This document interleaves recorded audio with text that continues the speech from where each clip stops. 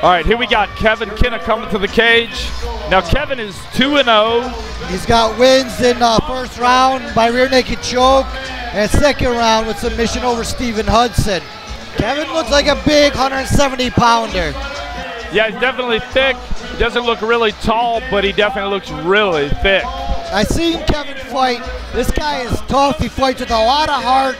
The Stephen Hudson fight was an amazing fight. Two guys going toe-to-toe. It was a battle of attrition. And Kevin was the better fighter that night, getting the submission in the second round. Well, you know, he definitely looks like, you know, he came in shape for this fight. You know, he looks tough. He's got 2 good wins. You know, this could be a tough fight for Tommy Dibernardo. But Tommy Dibernardo has got a 5-4 record. So he does have some losses, but I believe those losses came early in his career. They came in early in his career, and they came against some of the best fighters in North Carolina. His first loss was a decision loss against the undefeated Colt Howell. His very next fight was against the top prospect in North Carolina right now, Jordan Rinaldi. But since that point, Dibernardo is really coming to his stride. He's got 5 wins, so this is going to be a tough fight for Kenna as well. Let's give it in the last-minute instructions. We got Kevin Kenna with the solid black trunks, Tommy Dibernardo in the white. Tommy comes out in his southpaw stance, Kevin in orthodox. Kevin coming heavy again, just as expected, very aggressive. He looks like a little tank in there. He seems to be muscling around Dibernardo, even though Dibernardo's on the outside. You know, Kenna is able to turn him around.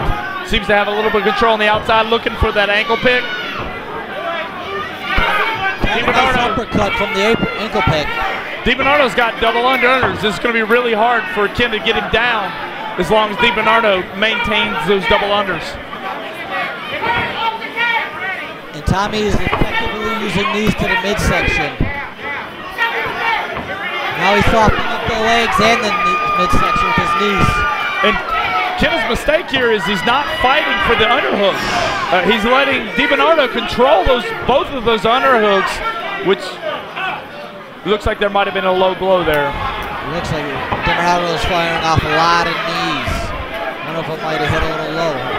I didn't see it hit, but apparently Donnie Jessup did see it. I don't know that Kenna actually complained about it. I think Donnie just saw it happen. Donnie gives Tommy a warning here. Didn't bother Kenna too much. He's ready to get back into it. Again, somewhat aggressive with his right hand against that southpaw. Kenna looking for the throw, the head and arm throw. He's got his head and arm controlled. Dibernardo's able to muscle his way out of it. He has his back now. He gets up, he takes his back. Kevin grabbing the cage. Donnie Jessup, the referee, warns him. Dibernardo with some more vicious knees. High knees for the rib. You might want to try a knee in the back of the hamstring right here. Yeah, I've heard that seems to be an effective technique for certain fighters around here who like to do that. I've seen it be very effective. Dibernardo's got Kenna up against the cage. Kenna dropped his mouth guard. I don't know if that's because he's tired. A lot of times you see a tired fighter spit out his mouth guard because he's having a hard time breathing. Yeah, and also too, sometimes the ref will break to put his mouthpiece back in, and sometimes the fighter will do that, hoping for the ref to get the break. Donnie's waiting for a break in the action here. He's going to rush it. Which is smart on a ref's part. I mean, if the fighter loses his mouthpiece, it should be put back in, but the other fighter should be penalized if he's got a dominant position and doing work. The fighter with the disadvantage shouldn't get a break because he spit out his mouthpiece, whether it was intentional or not. Dibernardo continues to work that inside thigh with his knee. Kenna trying to get a couple uppercuts in there to discourage him. But he's just not getting the power. I mean, Dibernardo is really putting the power into those knees. And, you know, in the judges' eyes, Dibernardo is definitely winning this round. Absolutely. He's had solid control since a little bit before the midway point of the first. Into the first round there. definitely 10-9 Dibernardo on the unofficial scorecard there. And you heard it, guys. Paul Boo's unofficial scorecard. Tommy Dibernardo 10, Kevin Kenna 9.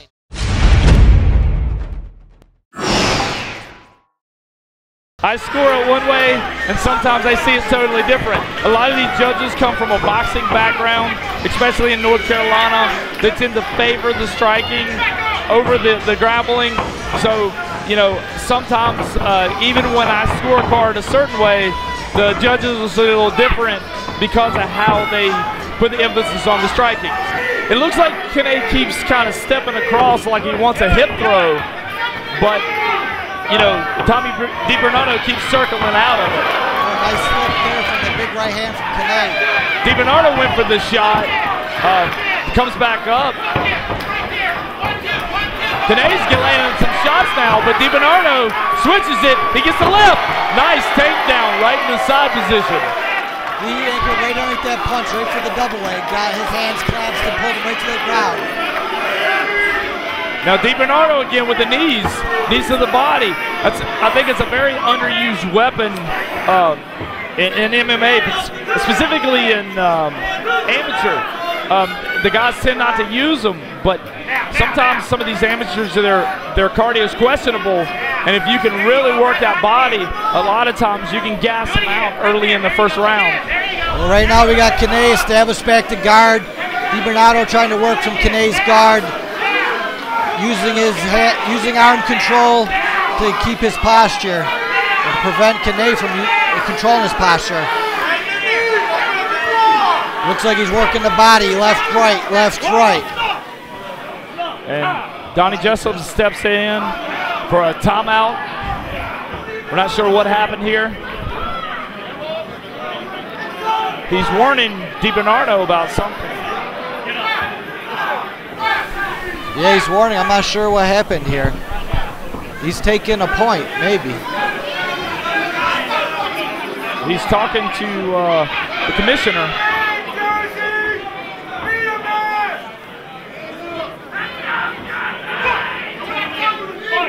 I don't know that he actually took a point or not. It didn't look like he notified all the judges. Looks like he gave him a firm warning. He wasn't messing around with that. He said it's the last time he's going to warn him. I'm not really sure what he's warning him about. Maybe it was an incidental headbutt. And it was hard to see from the angle that we were at. Dibernardo going for a takedown again. He gets his hands collapsed on the double leg, pulls him down, and ends up in side control. Same position that he got the takedown in him before.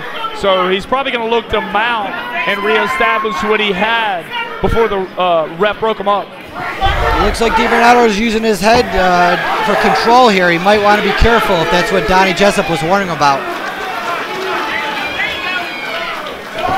Dibernardo attempts to go to mount. Kevin Kenna gets back to full guard. So they're back where they were before the break. And the way Dibernardo is using his head, that well could have been what the warning was for, because he's driving with his forehead right into Kenna's chin, which is, it's illegal. It is legal to push, but you cannot use your head as a weapon, a striking weapon at all. Dibernardo just dropped his mouthpiece, picked it up and put it back up in his mouth in the middle of the round. So that must have been definitely an accidental if he put it in himself. So that's the end of round 2.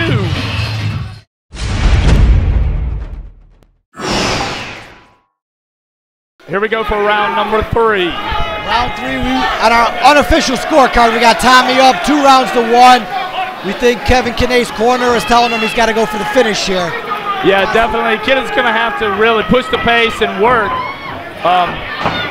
You know, I was going to say I would think Kenna was the tighter butt of the two, but I mean, he was driving there, but Dibernardo just ended up on top. Kenna came out aggressive, throwing punches, trying to end the fight to get the win, but Dibernardo fought hard for the takedown, got him down. He's sitting in Kenna's guard right now. Kenna again punching off his back, but not moving his hips, not going for submissions. Yeah, it looks like he's more maintaining and trying to control Dibernardo's posture more so than trying to set up any sort of submission or try to get a stand-up. he might be just hoping the ref is going to step in, but that's not really a good strategy. No, and Dibernardo peppering his body, going body, head on the ground here. Because if Kenna doesn't attempt something, Dibernardo has no reason to not just keep punching and landing these little peppering shots, and it's going to just add up in the judges' scorecard. He's already ahead 2 rounds. He can keep doing this as long as he keeps enough movement to keep Jessup from breaking him up. He can win this round this way.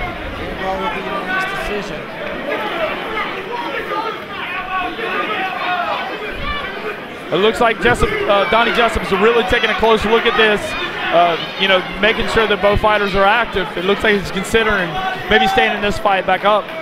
Maybe Dibernardo knees the butt of Kenna and goes to work with his hands again, body, head, just peppering him. No hard shots here. Just keep him busy, doing just enough of work to keep Donnie Jessup from breaking them up and keep starting the fight on the feet. Yeah, but also too, sometimes they're looking for you to try to improve your position.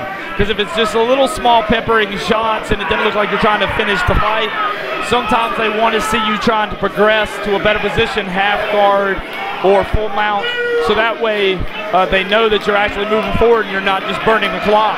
Now with them up against the cage here, Kenna might want to give up half guard to try to use that to get up. It's going to be very difficult for him to get up back on his feet with his legs wrapped around Tommy's body. You know, that's true. I mean, closed guard is great for controlling the guy's posture if you've got the underhooks, but the problem is if the guy's able to posture up and rain these little shots down on you, you're going to have to take a different strategy.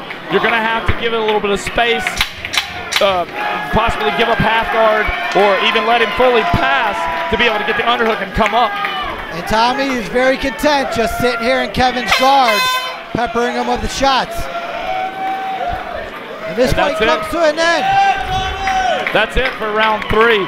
Definitely think Dibernardo took this 10-9 all 3 rounds. So we should have a 30-27 for Dibernardo. Yeah, that's what it looks like to me. We're going to have to check with Bruce Foster for the official decision. Here we go to Bruce Foster.